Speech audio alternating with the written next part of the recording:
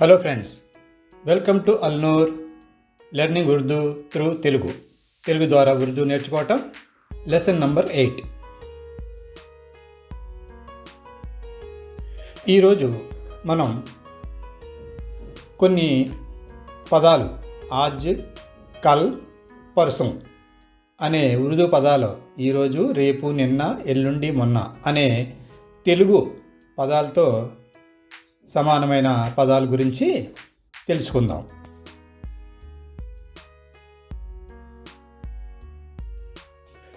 ఈరోజు అంటే ఆజ్. ఆజ్ అనే పదంతో మొదలయ్యే వాక్యాలు ఏ విధంగా ఉంటాయి, ఏ విధంగా ఉచ్చరించాలి అన్నదాని గురించి ఇప్పుడు తెలుసుకుందాం. ఆజ్ మై బహుత్ ఖుష్ హూం. ఈరోజు నేను చాలా సంతోషంగా ఉన్నాను. ఆజ్ అంటే ఈరోజు, మై అంటే నేను, బహుత్ అంటే చాలా, ఖుష్ అంటే సంతోషం, హూం అంటే ఉన్నాను, సంతోషంగా ఉన్నాను అనే అర్థం వస్తుందన్నమాట. ఆజ్ మై బహుత్ ఖుష్ హూం. ఈరోజు నేను చాలా సంతోషంగా ఉన్నాను. అలాగే ఆజ్ మై గాంవ్ जाऊंगा. आज मैं गांव जाऊंगा. ఈరోజు నేను ఊరు వెళతాను.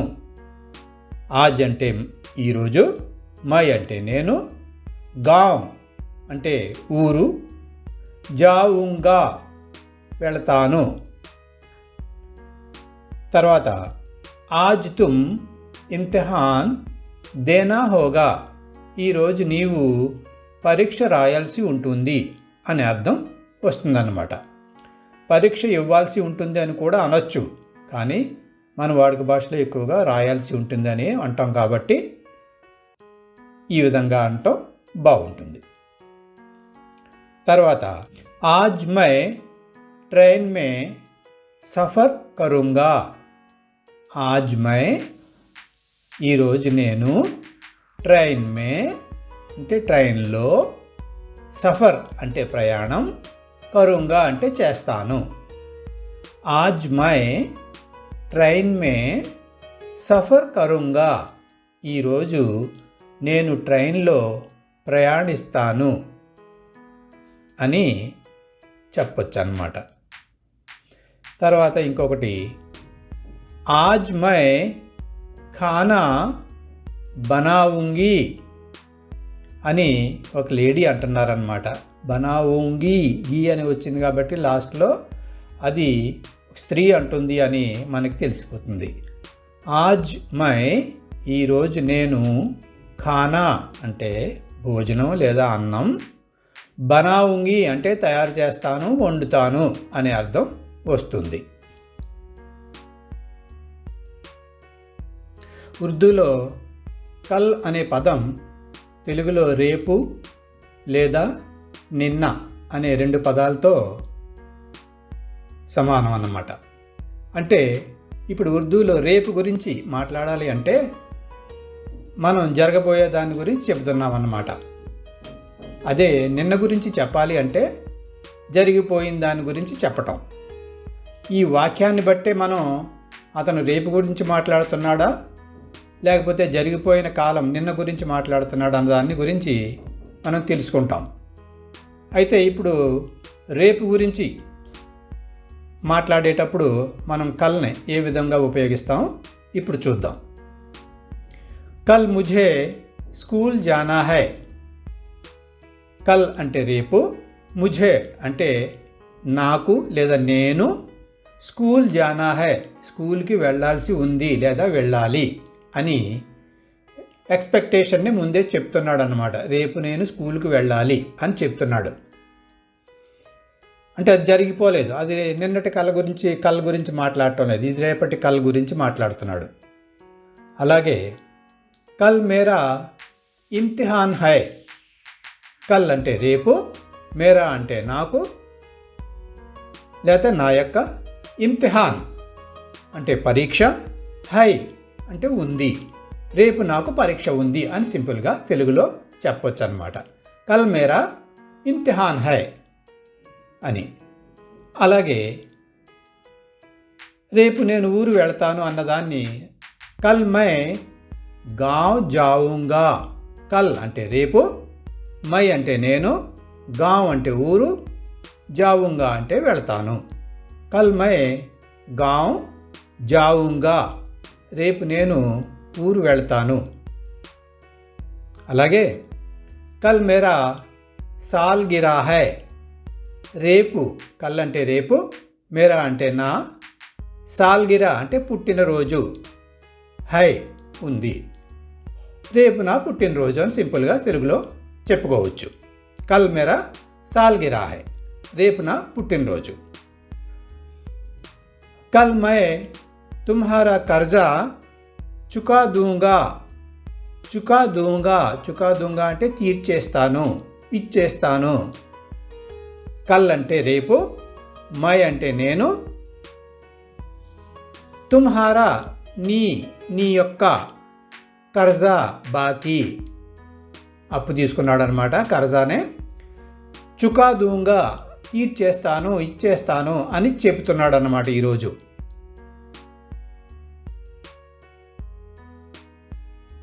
ఇప్పుడు నిన్న అంటే కల్, అదే కల్ ఇందాక మనం రేపటి గురించి మాట్లాడుకున్నాం. కల్ అంటే రేపు అని చెప్పుకున్నాం కదా, అదే కల్ని ఇప్పుడు నిన్నని ఉద్దేశించి ఏ విధంగా వాక్యాలు తయారు చేయొచ్చో ఇప్పుడు మనం నేర్చుకుందాం.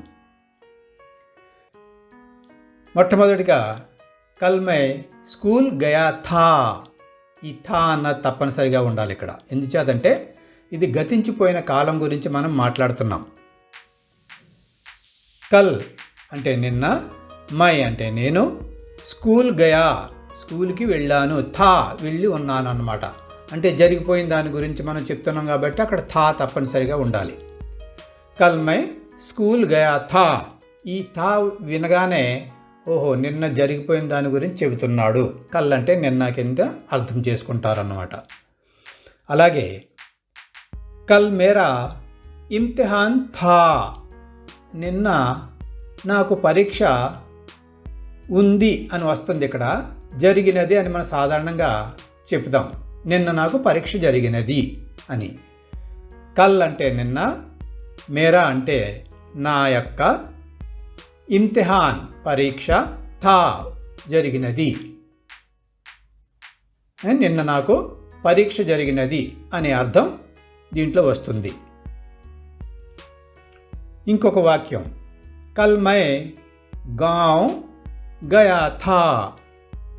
కల్ అంటే నిన్న, మై అంటే నేను, గావ్ అంటే ఊరు, గయా థా వెళ్ళి ఉన్నానన్నమాట, వెళ్ళాను అని చెప్పడం కోసం గయా థా అని వస్తుంది. థా అంటే జరిగిపోయింది కాబట్టి. కల్ మేరా సాల్గిరా థా. నిన్న మేరా అంటే నా, సాల్గిరా అంటే పుట్టినరోజు, థా జరిగినది. తర్వాత కల్ మై తుమ్హారా కర్జా చుకా దియా థా. మళ్ళీ ఈరోజు నిన్న బాకీ తీర్చేశాను అని నిన్న జరిగిపోయిన విషయాన్ని ఈరోజు అతనికి మళ్ళీ చెప్తున్నాడు. నిన్న నీ బాకీ తీర్చేశాను గుర్తుంచుకో అని చెప్పడం కోసం అన్నమాట ఇది.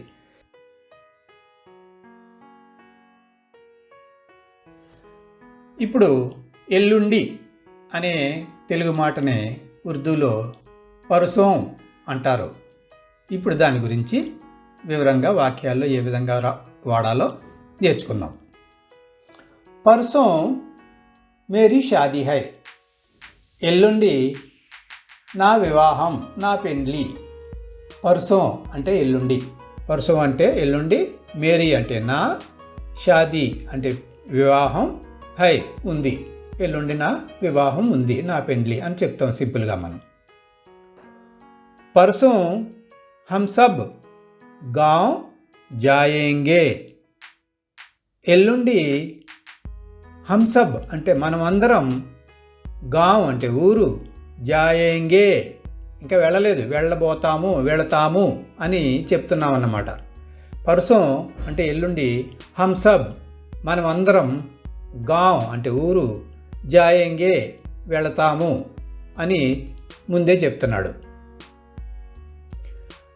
తర్వాత పర్సోం ఈద్ లేదా త్యోహార్ హై. త్యోహార్ అని హిందీలో అంటారో, ఈద్ అని కూడా మన ఉర్దూలో ఈద్ అంటారు.